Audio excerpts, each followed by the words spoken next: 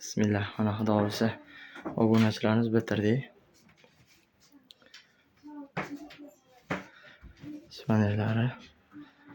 Akam, ishonch mebel qanday ekan?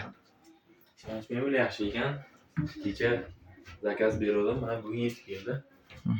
Bolalar hozir o'rnatib, bir pasda bitirib bo'ldi. Qo'lingizga o'tirdimi? Mebel chiroyli chiqdimi? O'tirdi hammasi ko'ngildagidek.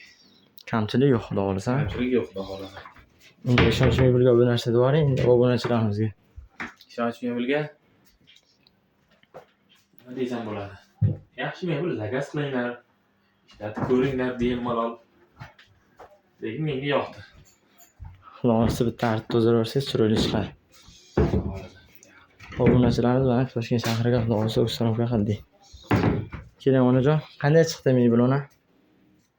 Yaxshi, zo'r, chiroyli. Men sal surib bo'lmaydim endi. Yo'q, ona oxirgisi shu bo'ldi ona. Opa, Sizlarga ham rahmat.